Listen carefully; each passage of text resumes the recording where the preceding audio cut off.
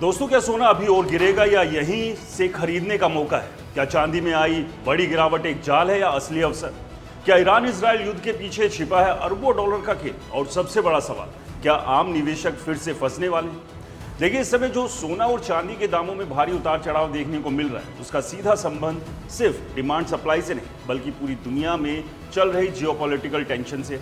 खासतौर पर पश्चिम एशिया में बढ़ते तनाव, ईरान, इजराइल और अमेरिका के बीच ने बाजार को पूरी तरह अस्थिर कर दिया। जब भी दुनिया में युद्ध जैसी स्थिति बनती है तो निवेशक सुरक्षित निवेश की तरफ भागते हैं, जिसे सेफ हेवन एसेट कहा जाता है, और इसमें सबसे ऊपर नाम आता है सोने का। लेकिन इस बार जो ट्रेंड दिख रहा है वो थोड़ा उल्टा है। सोना ऊपर जाने के बजाय दबाव में है, जिसका कारण समझना बहुत ज़रूरी है। जब युद्ध की आशंका बढ़ती है तो क्रूड ऑयल की कीमतें तेज़ी से बढ़ती है। अभी हाल ही में क्रूड ऑयल 110 से 115 प्रति बैरल तक पहुंच गया था।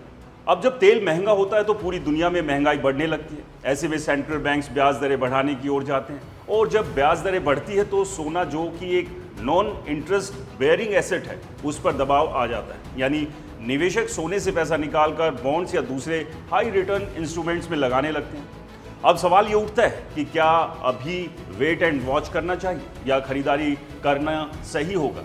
इसका जवाब सीधा नहीं है, क्योंकि पूरा बाजार इस समय न्यूज़ ड्रिवन है। यानी हर खबर आती है सोना ऊपर, दूसरी खबर आती है सोना नीचे। अगर कल को हार्मुज स्ट्रेट, जहां से दुनिया का लगभग 20% तेल गुजरता है, बंद हो जाता है तो तेल और महंगा होगा और सोना और दब सकता है। लेकिन अगर तनाव कम हो गया, युद्ध रुक गया, तो अचानक से सोना उछाल भी मार सकता है। इसलिए एक्सपर्ट्स की सबसे बड़ी सलाह यही है कि एक मुश्त निवेश करने के बजाय SIP यानी धीरे धीरे निवेश करें।